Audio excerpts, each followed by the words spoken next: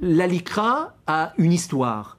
Cette histoire, c'est celle du XXe siècle. La LICRA est née à l'occasion des pogroms anti-juifs dans l'Europe centrale. Ça, c'est l'histoire de la LICRA, qui s'appelait d'ailleurs à l'époque la LICA, Ligue internationale contre l'antisémitisme. Le monde a changé, la société a évolué. La Seconde Guerre mondiale est passée par là. Et en 1979, là encore, la LICA a inséré le R entre le C et le A. Vous pourriez vous appeler la LICRE? Non, on s'appelle la LICRA au nom, effectivement, des combats de nos anciens, du combat qui a été mené dans les années 20 contre l'antisémitisme, et qu'on le veuille ou qu'on ne le veuille pas, s'il n'y a pas de hiérarchie entre racisme et antisémitisme, l'histoire, la philosophie, la lutte contre l'un et l'autre de ces fléaux sont de nature totalement différente.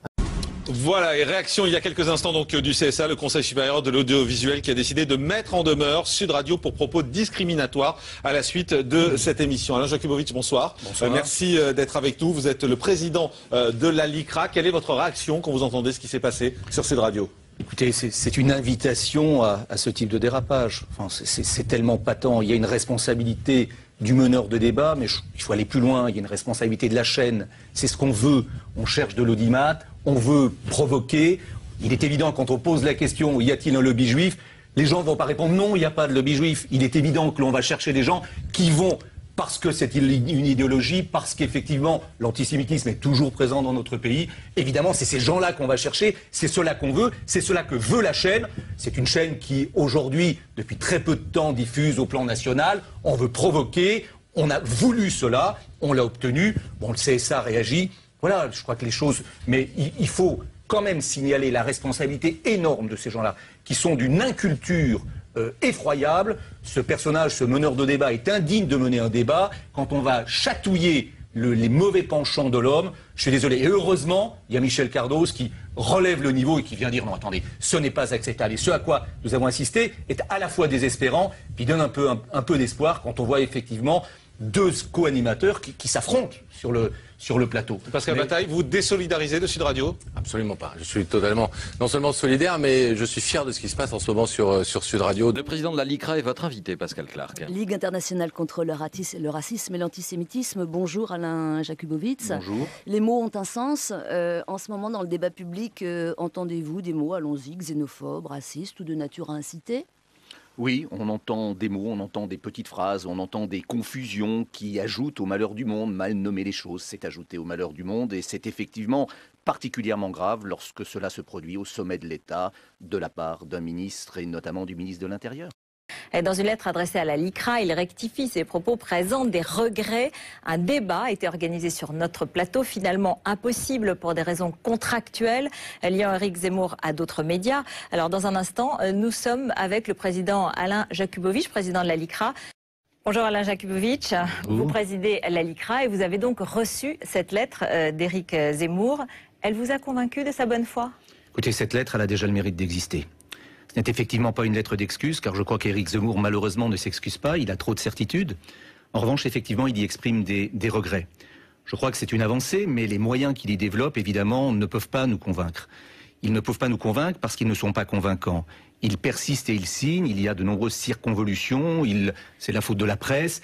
Mais en fait, sur le fond, il persiste et il signe, et c'est cela qui est dangereux. Alors, il affirme quand même qu'il y a des mots qu'on ne peut pas prononcer en France, que lorsqu'on dit qu'il y a une surdélinquance dans les quartiers immigrés ou des quartiers immigrés, eh bien, on ne peut pas le dire, alors que certaines sources, le curé des Minguettes, des sources policières l'affirment, parce qu'il y a une sorte de politiquement correct, de chape de plomb qui empêcherait finalement les journalistes ou même la libre parole sur ces questions. Écoutez, je crois que le sujet est trop grave pour qu'on se permette de lancer comme ça à la cantonade des affirmations péremptoires qui ne reposent rigoureusement sur rien.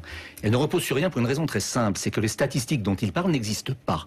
Et lorsqu'on lui pose la question, sur ce sujet comme sur d'autres d'ailleurs, mais d'où tirez-vous vos sources? Sa seule réponse c'est, mais enfin, tout le monde le sait. Comment, vous ne le savez pas? Écoutez, moi les délits de sale gueule et les délits de pièce, vous comprenez, à la LICRA, on n'aime pas trop. Mais en tout cas, ne nous cachons pas derrière notre petit doigt, comme vous le faites. Les agresseurs sont très majoritairement des jeunes venant, comme on dit aujourd'hui pudiquement, de l'immigration, de la post-immigration maghrébine. C'est une évidence. Il faut arrêter, il faut enfin dire les choses. De dire pour des responsables religieux, y compris des imams, et je dirais surtout des imams, de venir dire clairement un vendredi dans une mosquée au moment de leur prêche, l'antisémitisme ne fait pas partie de l'islam. Non, ils le font. Alors on ne le sait pas suffisamment qu'ils le disent. Voilà. En 2003, il y a l'émission chez votre confrère Fogiel. Vous vous souvenez, Dieudonné déguisé avec ce chapeau, ses papillotes, etc. Et puis déjà, ce bras levé, vous savez, Israël, qu'on n'a pas réussi à faire condamner, parce qu'à cette époque, les juges considèrent effectivement que voilà, c'est tendancieux, mais la liberté de l'humour. Le sketch de Desproges pourrait-il encore sortir aujourd'hui? Nous avons posé la question à Alain Jakubowicz, le président de la LICRA. Écoutez, ça ressortirait aujourd'hui. C'est vrai que le seuil de tolérance n'est plus le même qu'à cette époque-là. D'abord, on vit dans une période de crise, et c'est vrai que dans les périodes de crise, l'humour n'est pas perçu de la même façon que dans les périodes qu'au cours des 30 Glorieuses. Hein. La société a changé. Donc ça passerait pas? Je crains que ça ne passe pas. Et pourquoi ça passerait pas? Parce que nous sommes dans une période de repli identitaire, de repli communautaire. Ça veut dire que si ce sketch ressortait aujourd'hui, vous iriez en justice? La question se poserait. En 2013, la LICRA a attaqué des humoristes à 3 reprises, chaque fois pour antisémitisme. La quenelle, c'est en fait très grossier, hein, c'est une sodomisation, hein, et d'ailleurs très souvent il a accompagné les explications de ce geste, et particulièrement à l'attention des victimes de la Shoah. Bon, c'est sa ligne, c'est son obsession. Et il est clair que c'est un salut nazi inversé. Hein, au lieu que le bras soit tendu, il est baissé. On met le bras ici. Et en fait, c'est parfaitement ce que Dieudonné a expliqué de longue date. Et aujourd'hui, le pouvoir, c'est Dieudonné. C'est pour ça que moi, je le combats désormais sans pitié. Merci Marc-Édouard Nab. Ben, je vous en prie.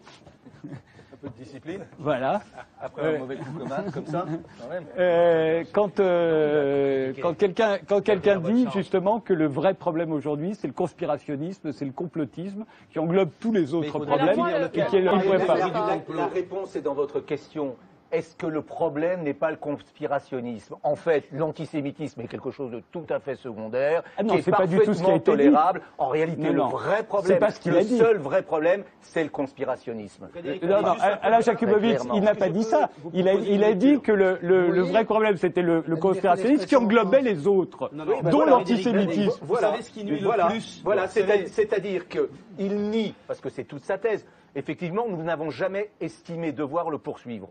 Honnêtement, pas beaucoup d'intérêt. Franchement, ça serait apporter un intérêt démesuré à quelqu'un et à un pseudo-écrivain qui ne le mérite certainement pas. Donc effectivement, nous ne l'avons pas fait. Effectivement, nous ne l'avons pas fait. Et à l'époque, j'intervenais souvent chez Paul Vermus, et Vermus m'a dit: est-ce que tu veux bien défendre Dieudonné? Et j'ai dit oui. Voilà. J'y suis allé, on s'est retrouvé sur un plateau, il y avait une dizaine de personnes. Tout ça, il y a des archives, hein, si vous les regardez. Et le truc, ça a été, on ne peut pas rire de tout. On ne peut pas rire de tout, on ne peut pas rire avec n'importe qui. Et moi, j'ai posé la question, qui était la question clé, c'est oui, mais qui fait la liste? Et là, il y a eu un silence gêné. Et moi, j'ai surtout insisté sur, il y a des gens qui ont les moyens de faire des listes en France, et c'est toujours les mêmes d'ailleurs, et d'autres pas. Et c'est comme ça qu'a commencé ma diabolisation et mon ostracisation. Alors, si vous voulez, tiens, Soral. Bah moi, j'ose pas trop attaquer Dieudonné parce que quand je connais le pouvoir du lobby camerounais dans le monde du spectacle, j'ai un peu peur d'être tricard, et comme ça fait déjà un moment que je suis tricard, j'aimerais revenir. Oui. Bah enfin, en tant que pamphlétaire, et en tant que pamphlétaire, vous êtes un des rares, avec Alix, à avoir pris dès le départ la défense de Dieudonné. Ah bah moi, je suis toujours du côté des opprimés, des hommes seuls. Oui. Et ce que je remarque, c'est que toute l'intelligentsia trouvait Dieudonné génial quand il traitait les travailleurs français d'esclavagistes, ce qui n'avait pas beaucoup de sens à l'époque. Oui. Mais quand d'un seul coup, il s'est vraiment attaqué à un régime qui pratique un peu l'apartheid, là d'un seul coup, il s'est fait flinguer. Juifs, et je trouve... juifs. Non, sioniste. Oui. Non. Vous voulez dire par là qu'on n'a pas le droit... Attendez un instant. Et là, d'un seul Vous voulez coup... dire par là qu'il y a des sujets qu'on n'a pas le droit de traiter quand il s'agit d'humour? Bah moi, est-ce qu'on peut rire de tout? La question c'est pas ça, c'est qui fait la liste. J'ai remarqué que c'est toujours les mêmes qui font la liste, quoi. Je ne suis pas sûr qu'on sorte vraiment du débat, parce qu'il y a un enjeu, hein, c'est le blasphème. Je crois qu'il faut le dire, parce qu'on mélange tout. Hein. Le blasphème, c'est pas du racisme. Voilà. Et c'est pas dirigé contre les musulmans, au même titre que on a le droit, effectivement, de caricaturer des dieux ou des prophètes dans ce pays. Et je crois qu'il faut le dire haut et fort. Et il n'est pas admissible de le contester. Et ça ne fait pas de celui qui le fait un raciste. Je crois qu'il faut être très ferme là-dessus. Le blasphème est un droit. Et c'est un enjeu. C'est un enjeu et on mélange les valeurs, on mélange les termes. Et je crois que c'est extrêmement dangereux. L'islamophobie, on peut le condamner, mais fondamentalement, c'est un droit. On a le droit de ne pas aimer l'islam, on a le droit de ne pas aimer le judaïsme, ou on a le droit de ne pas aimer l'Église catholique ou protestante.